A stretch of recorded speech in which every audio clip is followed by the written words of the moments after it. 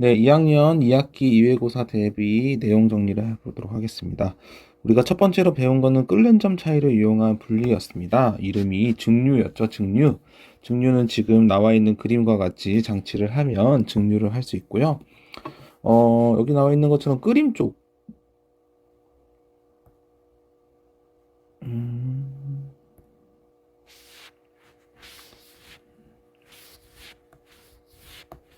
네, 끓임 쪽. 저 액체 물질이 갑자기 끓어오는 것을 방지하는 건데요. 여기 보시면 둥근 플라스크에 어떤 물질이 들어있죠.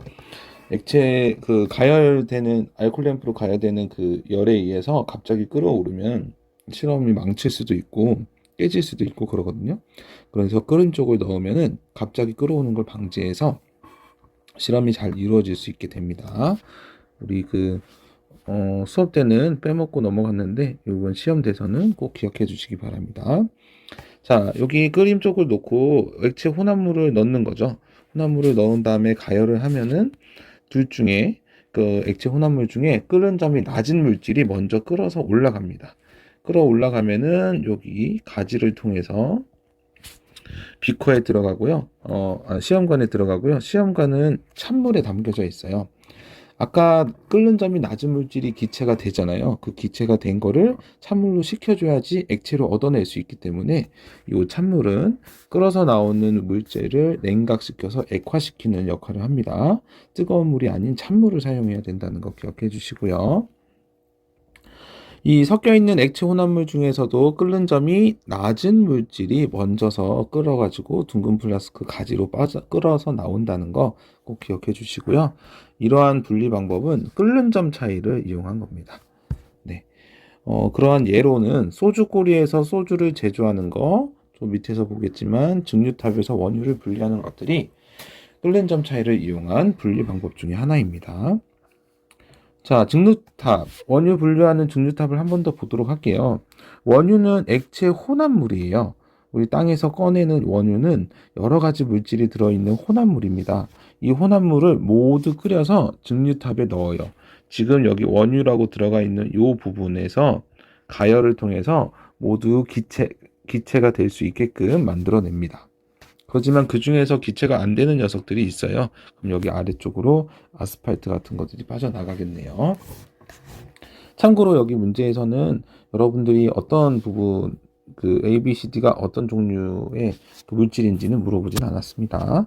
자, 끓는 점이 높은 물질은 액체가 되어서 2로 나가고, 자, 원유로 해서 모두가 대부분이 기체였는데, 액체였죠? 아니, 다시요.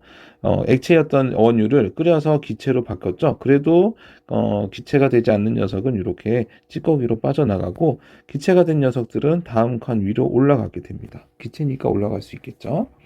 자, 올라간 다음에, 그러면은 여기 공간에서는 또 다른 온도가 설정되어 있어요. 그 온도에 맞게끔, 예를 들어서 여기가 뭐 500도다. 여기는 400도, 300도, 100도, 50도 이렇게 칸마다 설정을 해 놓을 수 있죠. 그럼 500도일 때 기체였던 녀석은 올라가는데 400도가 됐을 때 기체가 되는 녀석은 또다시 올라가겠죠. 그렇지만 400도에서 액체가 된 녀석은 액체 성분이기 때문에 이렇게 아래쪽으로 빠져나오게 됩니다. 그러면 결론적으로는요, 끓는 점이 높은 물질이 아래쪽이고, 끓는 점이 낮은 물질이 A, 위쪽에 가는 겁니다. 끓는 점이 낮다는 것은 낮은 온도에서도 기체가 돼서 위로 올라갈 수 있다는 뜻입니다. 그래서 끓는 점이 낮은 물질은 맨 위칸에서, 끓는 점이 높은 물질은 아래 칸에서 분류가 된다는 거 알아두시면 될 것 같아요. 다음은 밀도차를 이용한 분리예요. 고체 혼합물과 액체 혼합물이 있었는데 먼저 고체 혼합물은 분리하는 방법은 고체 혼합물을 모두 녹일 수 없고 녹이면 안 돼요. 네. 그리고 두 물체의 중간 정도의 밀도를 가진 액체를 사용하면 분리할 수 있습니다. 고체를 녹여버리면 용해가 돼버리는 거잖아요. 그러니까 녹이면 안 되고, 그리고 두 고체의 중간 밀도를 가진 액체였지만 밀도가 큰 녀석은 액체보다 밀도가 큰 고체는 가라앉고 액체보다 밀도가 작은 고체는 떠오르게 되겠죠. 그림을 통해서 좀 잘 알아보셨으면 좋겠습니다. 자, 그리고 액체 혼합물의 분리는요, 두 가지가 있었어요. 분별 깔때기랑 스포이트가 있었습니다. 네. 첫 번째로 두 액체를 이렇게 분별 깔때기가 스포이트로 분리하려면 서로 다른 물질이기 때문에 밀도가 다르긴 해요. 그런데 또 하나 조건은 서로 섞이지 않는 액체여야 됩니다. 섞여버리면 밀도가 다르더라도 하나의 물질은 아니지만, 이렇게 밀도차를 이용해서 분류할 수가 없습니다. 그래서 섞이지 않는 물질을 해야 된다. 우선 분별 깔때기를 보도록 하겠습니다. 분별 깔때기는 다음 왼쪽에 있는 그림처럼 되어 있는데요. A, B 물질은 서로 섞이지 않는 물질을 사용하고 이 혼합물을 모두 다 넣습니다. 분별 깔때기 안에. 그리고 서로 분리될 때까지 좀 시간을 가져줘야지만 A와 B 여기에 경계선이 생기게 되어 뚜렷한. 그런 다음에는 마개를 열고 꼭지를 열면 아래쪽으로 B 물질. B는 A보다 밀도가 크죠? 큰 물질입니다. 그래서 밀도가 큰 물질이 B 물질이 먼저 비커에 받게 됩니다. 하지만 그때도 주의하라고 했지만 두 액체의 경계면을 욕심내서 최대한 B를 많이 얻으려고 하다 보면요, 경계면이 내려가 버리면서 A가 또다시 섞여 버릴 수가 있어요. 그래서 그 경계면이 사라지기 전에 꼭지를 닫은 후에 새로운 비커에다가 두 액체의 경계면이 사라질 때까지 꼭지를 열어서 받습니다. 그런 다음에 꼭지를 닫고 마개를 열어서 밀도가 작은 남아있는 액체 A를 입구로 비워버리면 되겠습니다. 그러면 A와 B가 분리가 되도록 하겠죠. 그래서 분별 깔때기 설명을 했고요. 다음은 스포이트예요. 스포이트. 똑같이 A, B 물질은 서로 섞이지 말아야 되고요. 이때는 액체 혼합물에 적을 때 사용할 수 있는 겁니다. 혼합물의 양이 적을 때 혼합물을 시험관에 넣고 스포이트를 사용해서 두 물질을 분리할 수 있는 겁니다. 자, 이러한 밀도차를 이용한 예는요, 바다에 유출된 기름을 제거할 때 기름막을 친다는 거죠. 기름막을 쳐서 기름이 멀리 퍼지지 않게 한 다음에 흡착포를 통해서 흡착시키는 거고요. 혈액을 원심분리기는 되게 빨리 도는 기계인데요. 그 안에 놓으면요, 밀도가 큰 녀석은 바깥쪽으로, 밀도가 작은 녀석은 안쪽으로 보이면서 혈액이 혈장과 혈구로 나뉘게 됩니다. 다음은 사금이 섞인 모래를 그릇에 담아서 물속에 흔들면 밀도가 작은 모래나 흙들은 씻겨서 나가고 밀도가 큰 금은 그 사금 그릇에 남아 있는 거겠죠. 또 영상에서 예전에 여러분들이 좋아했던 영상에서 봤듯이 물에 달걀을 넣고 소금물을 만들면 상한 달걀은 떠오르고요. 상하지 않는 달걀은 밀도가 크기 때문에 가라앉아 있다고 했죠. 그렇게 해서 밀도 차이를 이용해서 물질을 분리할 수 있습니다. 네, 다음은 재결정입니다. 재결정은 그림으로 제시를 했는데요. 여기 보시면 첫 번째 그림은 알콜 램프가 있어요. 알콜 램프가 있다는 거고 혼합물과 물이 있는데 이거를 모두 다 가열한다는 거죠. 네, 뭐 질산칼륨과 황산구리가 많이 나오니까 다량의 질산칼륨과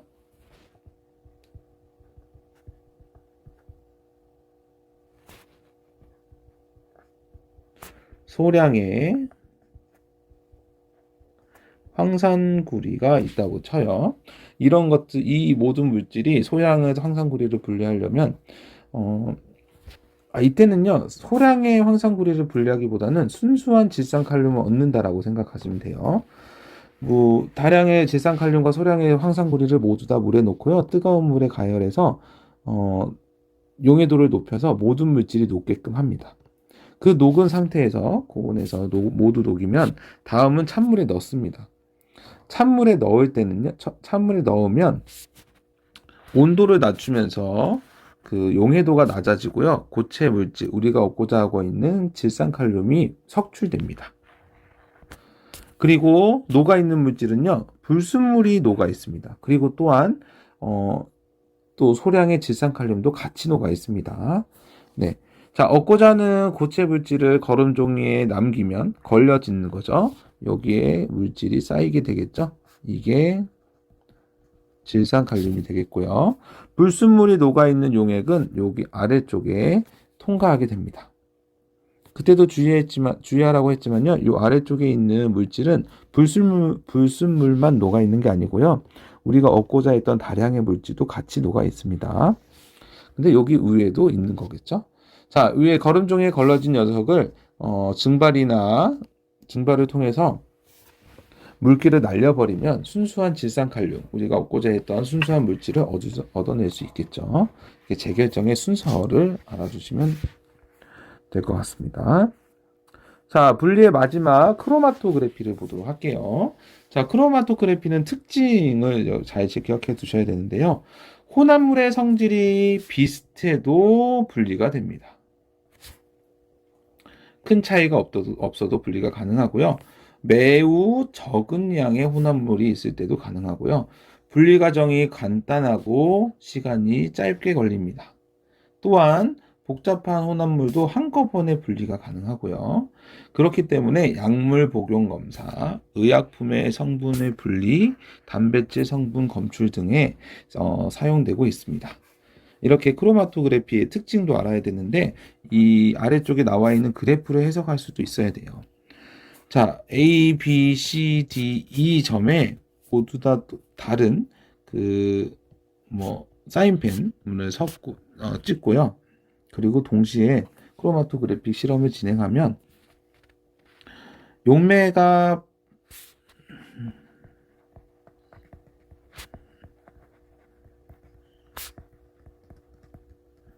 용매를 따라가는 속도 차이에서 용질이 나눠지는 거거든요. 저 A를 보시면 하나, 둘, 세 구역으로 나눠져 있죠. A라는 잉크는 최소한 세 가지의 물질로 이루어졌다는 걸 알 수 있고요. B는 한 가지니까 혼합물이 아니고 순수한 물질이라고 추측이 가능하죠. E도 마찬가지고요. C도 마찬가지고. 그렇지만 A와 D는 최소한 2개, D는 2개, A는 3개의 물질이 섞여 있다는 걸 알 수 있습니다. 그래서 혼합물이라는 걸 알 수 있죠. 그리고 용매를 따라가는 속도가 A의 1번, 2번, 3번과 B의 1번이 동일한 위치에 있죠. D도 마찬가지고요. D의 1번도 마찬가지고요. 그렇기 때문에 이 물질들은 용매를 따라가는 속도가 같다. 그러니까 같은 물질이다 라고 말을 할 수 있습니다. A, B, D가 같다는 게 아니고요. A에 섞여 있는 1번 물질, B의 1번 물질, D의 1번 물질이 같을 것이라고 예측을 할 수 있다는 거고, A의 두 번째 물질은 E와 동일하죠. E 물질과. 그래서 여기는 같은 물질. 여기 세 번째는 A, C, D의 요 세 가지가 공통적으로 섞여 있다는 걸 알 수 있습니다. 자, 그렇게 해서 그래프를 해석하시고요. 다음은 수권으로 넘어가도록 할게요. 먼저 수권의 양을 공부했었죠. 수권의 양은 해수가 가장 많습니다. 그리고 빙하, 지하수, 하천수와 호수순이고요. 담수의 양. 수권은 짜지 않는 물을 가리지 않지만 담수는 짜지 않는 물을 말해요. 거기에서 이제 해수가 빠지게 되겠죠. 해수가 빠지면 뒤에 있는 빙하가 담수의 가장 많은 양을 차지하고 지하수, 하천수와 호수순으로 되어 있습니다. 각 수권의 특징을 보시면요. 빙하는 고체죠. 추운 지방에 있어야 되기 때문에 높은 고산지대나 극지방에 있고요. 짜지 않습니다. 빙하가 얼 때는 소금이 같이 얼지 않습니다. 그리고 녹으면 식수로 사용 가능하다는 게 빙하의 특징 중에 하나예요. 빙하를 이용할 수 있겠죠. 그 다음에 하천수. 하천수는 액체 상태로 존재하고 지표면을 흘러내려가고 있습니다. 그리고 짜지 않습니다. 하천수를 많이 이용하려면 흘러내려가는 것을 보관해야겠죠. 그래서 근처에 저수지를 만든다거나 댐을 건설해서 그 지표면에 흐르는 걸 흘러서 바다로 나가버리는 걸 막고 사용할 수도 있습니다. 자, 다음은 해수, 바닷물이죠. 액체 상태고요. 수권에서 가장 많은 물을 차지하고 있고 얘는 짭니다. 여러 가지 물질들이 녹아 있죠. 해수를 담수로 바꿔서 사용 가능한가? 네, 가능해요. 뭐 해수의 이온 물질을 사용해서 전기적 성질을 사용해서 담수로 바꿔낼 수 있고요. 해수를 증류 과정을 통해서 담수로 바꿔낼 수도 있으니까 그 해수의 활용 가치가 높다는 거 알아두시고요. 다음은 지하수. 지하수는 액체 상태에 있는데 지표면에 있지 않고 땅 속에 있습니다. 그리고 짜지 않고요. 이용 이후에 다시 채워진다는 장점이 있어요. 비가 오면 돌틈으로 다시 지하수가 스며들기 때문에 영구적으로 사용할 수 있다는 거죠. 지하수를 너무 무분별하게 개발하지 않는 한. 이러한 지하수는 우리의 식수, 농작물 재배, 뭐 공장 이런 데에 다 사용된다는 거 또 알아두시면 좋겠고요. 자, 호수는 액체 상태인데 지표면에 고여 있습니다. 하천수는 흘러 내려가 버리는데 호수는 고여 있겠죠. 그리고 짜지 않는 물입니다. 자, 이렇게 여러 가지 물들 중에 사람이 살아가는데 활용하는 물을 수자원이라고 했고요. 이 수자원은 아껴 쓰고 개발하려고 노력해야 되는데 왜 그러냐면 인구가 늘고 산업이 발달하면서 삶의 질이 향상되면 물 사용량이 증가하게 돼요. 1인당 물 사용량이. 그래서 수자원을 아껴 쓰고 그리고 개발할 수 있으면 개발하려고 노력을 해야지만 우리가 물을 부족하지 않고 사용할 수 있는 겁니다. 자, 다음은 깊이에 따른 해수의 온도를 보도록 할게요. 이 그림을 보면 세 가지 층으로 나눠져 있죠. 혼합층, 수온약층, 심해층. 자, 깊이가 깊어질수록 온도가 어떻게 하냐고 조사를 해보면 여기 해수면에서 어느 정도 깊이 150까지는요 일정한 온도를 나타내요. 혼합층인 이 해수면의 물은요 태양 에너지에 의해서 많은 에너지를 받기 때문에 수온이 높아요. 그런데 해수면 위에서 부는 바람의 영향으로 인해서 해수가 섞이겠죠. 그래서 깊이에 따른 온도 변화가 없다는 특징이 있습니다. 이러한 혼합층은 바람 때문에 만들어진 거기 때문에 바람이 심하면 혼합층이 두꺼워지고 바람이 약하면 혼합층이 얇아질 수 있습니다. 다음은 수온 약층이에요. 혼합층이 일정하게 수온을 유지했다면 수온 약층 들어서는 급격하게 수온이 감소하는 그래프를 볼 수 있습니다. 깊어질수록 햇빛이 닿지 않기 때문에 수온이 감소하는 걸 볼 수 있고요. 심해층은 수온 약층이 온도가 낮아지다가 영상 4도 정도가 되면요 더 이상 낮아지지 않는데 깊이에 따라 수온 변화가 거의 없고요. 태양 에너지를 거의 받지 않아서 온도가 매우 낮은 상태의 일정한 구간을 심해층이라고 합니다. 각 층마다 용어와 그리고 특징들을 알아두시기 바라고요. 이렇게 바닷물은 염분이라는 게 있는데요. 1000g의 해수에 녹아있는 염류의 양을 염분이라고 합니다. 염유는 해수에 녹아있는 물질들을 말하는데요. 가장 많은 게 염화나트륨, 그 다음은 염화마그네슘, 얘가 짠맛, 얘는 쓴맛 이런 거 나타낸다고 했죠. 그 다음에 황산마그네슘 이런 것들로 인해서 염류가 결정되고 있습니다. 자, 이러한 염분은 영향을 받는데요. 누구한테 영향을 받냐? 증발량 빼기 강수량. 해수가 어느 정도, 빙하가 녹는 정도, 흘러드는 담수의 양에 의해서 영향을 받습니다. 예를 들어서 증발량 빼기 강수량. 증발량에서 강수량 값을 뺀 거죠. 여기서 양수라는 것은 증발을 더 많이 했다는 거고 그 뺀 값이 음수라는 것은 강수량이 더 많다는 거죠.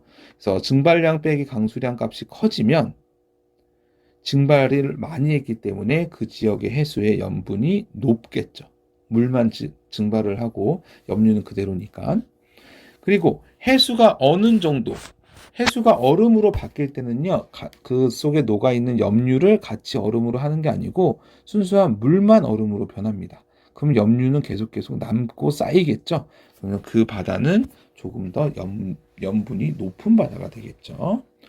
반대로 빙하가 녹아요. 순수한 물이었던 그 얼음이 녹아버리면 염류는 그대로인데 물의 양이 유입되고 있기 때문에 염분이 낮아지고요. 그와 마찬가지로 담수인 강물들이 해수에 유입이 되면은 짜지 않는 물이 유입되기 때문에 염분이 낮아집니다. 그래서 앞에 두 개는 염분이 높아지는 경우, 뒤에 두 개는 염분이 낮아지는 경우, 많아졌을 때 그렇게 구별해 주시면 되고요. 이러한 염분은 염류로 이루어져 있다고 했잖아요. 염류의 양이잖아요. 그 염분은 바다마다 다릅니다. 왜냐하면 위에서 말한 영향을 주는 요인에 따라서 염분이 달라지기 때문에 바다마다 조건이 달라서 다른 염분 값을 가지고 있어요. 하지만 염분을 구성하는 그 염류의 비율은 동일합니다. 그래서 이거를 염분비 일정의 법칙이라고 하게 되는 거예요. 네. 그리고 이제 염분비 일정의 법칙을 사용해서 여러분들이 계산해야 된다는 문제도 제시한다고 했었습니다. 자, 8번. 해류. 해류는 바다에서 일정한 방향으로 지속적인 해수의 흐름을 해류라고 해요. 계절마다 변한다거나 아니면은 흐름이 방향을 바꾼다거나 이런 거는 해류가 아닙니다. 일정한 방향으로 지속적인 게 있어야 되겠죠. 우리나라 주변의 해류는 세 가지가 있는데요. 쿠로시오 해류에서 갈라진 황해 난류와 동해 쪽으로 흘러드는 동한 난류가 있습니다. 여기에서 난류는 저위도 지방에서 고위도로 올라가고 있는 해류를 말하고 있는데요. 따뜻한 해류겠죠. 해수겠죠.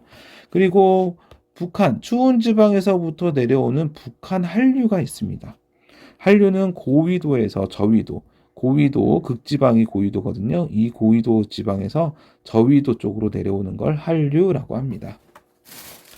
이러한 우리나라에는 황해 난류, 동안 난류, 북한 한류가 이렇게 흐르고 있고요. 북한 한류와 동안 난류가 만나서 조경수역을 이루고 있다고 합니다. 조경수역은 난류와 한류가 만나서 풍부한 먹잇감이 만들어지고 거기서 어장이 형성되는데요. 우리나라는 동해안에 그 조경수역이 만들어지고 있습니다. 네, 바닷물 관련인데요. 바닷물의 해수면이 높이가 변하는 현상을 조석 현상이라고 합니다. 이러한 조석 현상은 간조와 만조가 있는데요. 썰물로 인해서 해수면의 높이가 가장 낮아졌을 때, 가장 많이 빠졌을 때를 간조, 민물로 해수면의 높이가 가장 여기가 낮아가 아니고요. 높아졌을 때를 만조라고 합니다. 왼쪽 그래프에서는 해수면의 높이가 낮은 A와 C가 간조가 되겠고요. 해수면의 높이가 가장 높은 B와 D는 만조가 되겠죠. 이렇게 만조와 간조가 일어나는데요. 이거는 하루에 각각 2번씩 간조 2번, 만조 2번. 여기 0시부터 24시까지 있잖아요. 하루 동안에 A, C라는 간조가 2번, B, D라는 만조가 2번씩 일어나고 있습니다. 그리고 조차, 조수간만의 차이인데요. 만조와 간조의 해수면의 높이 차를 조차라고 합니다. 자, 이 그래프에서는 0에서부터 시작해서 만조는 위로 한 3m 정도 올라갔고요. 간조는 아래쪽으로 3m 정도 내려갔습니다. 0에서. 그러면 이곳의 조차는 A와 B 사이의 차이이기 때문에 제로 상태에서 위로 3, 아래쪽으로 3이니 차이는 6m가 되겠죠. 그래서 조차가 6m다라고 말할 수 있습니다. 자, 다음 그래프는요. 날짜가 나와 있어요. 위에 그래프는 시간이라서 하루를 나타내는데 이번에 날짜가 있어서 21, 22, 23, 24, 25, 26 이렇게 날짜가 달라지는 걸 보여주고 있습니다. 자, 21일 때는 간조와 만조의 차이가 많이 났었는데 25일쯤 되니까 간조와 만조의 차이가 별로 없습니다.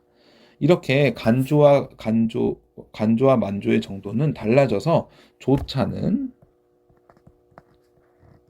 매일 달라지게 됩니다.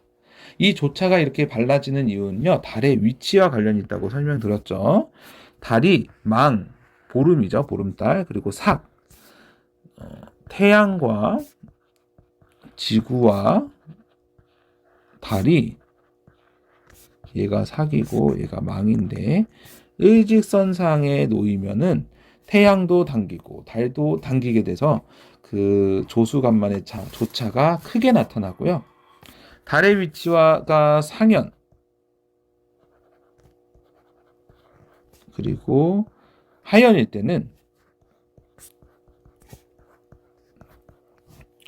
달이 당기는 방향과 태양이 당기는 방향이 다르기 때문에 조차가 작게 나타납니다. 상현과 하현일 때는. 그래서 21일은 보름이나 사계에 가깝다고 말할 수 있고 25일이나 26일은 상현이나 하현달에 가깝다고 말할 수 있겠죠. 네.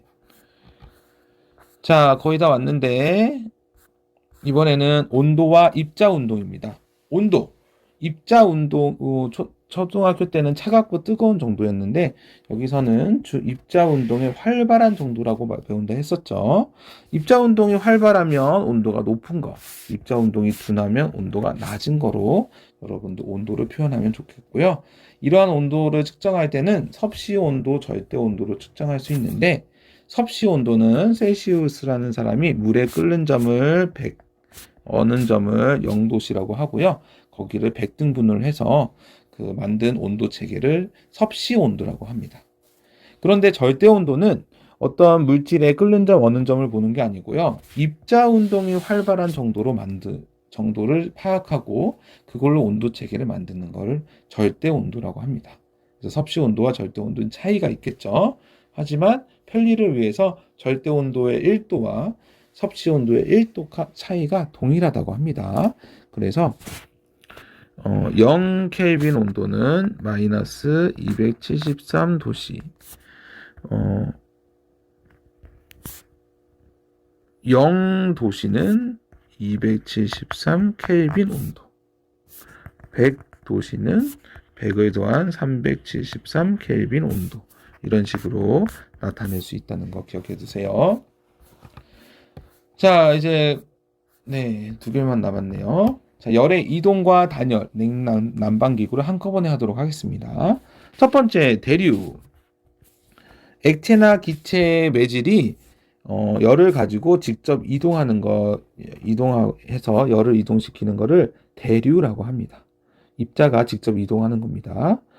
바닥에 놓인 난방기구로 데워진 공기가 올라가겠죠. 밀도가 작으니까. 찬 공기는 상대적으로 내려오겠죠. 이렇게 사용하고 있고요.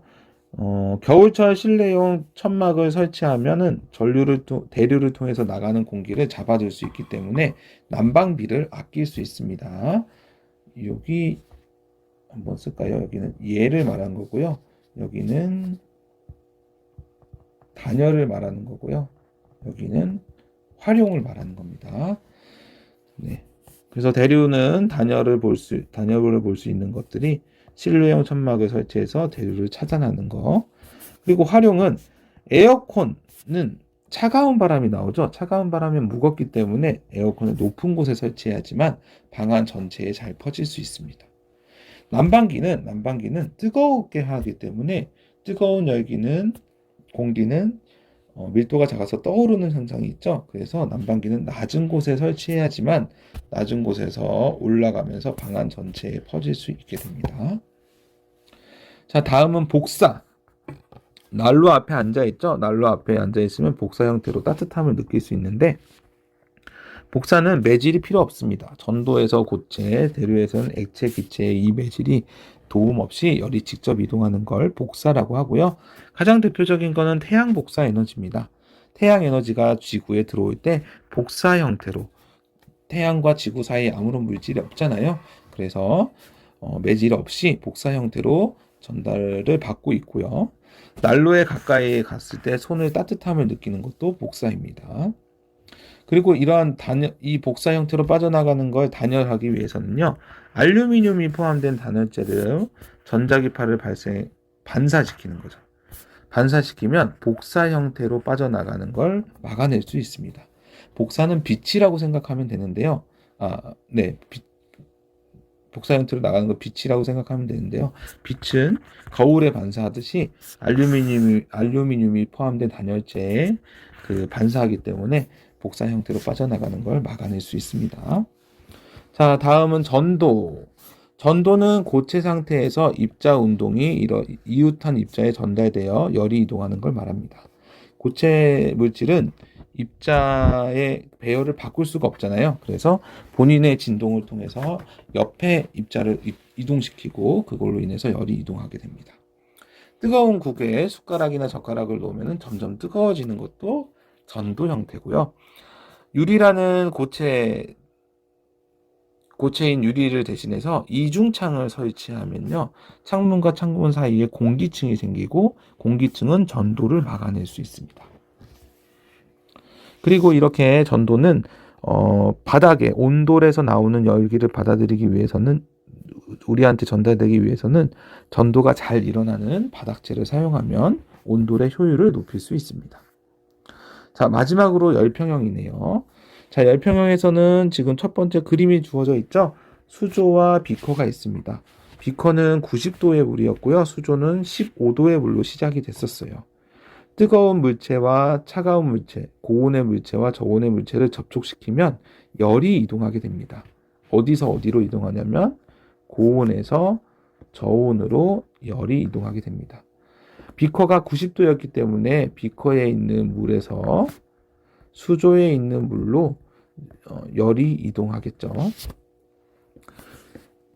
자, 그러면 90도씨에 있는 비커의 물은 온도가 점점 낮아지면서 수조한테 열을 보내주고요. 수조는 그 열을 받았으니까 온도가 올라가게 됩니다.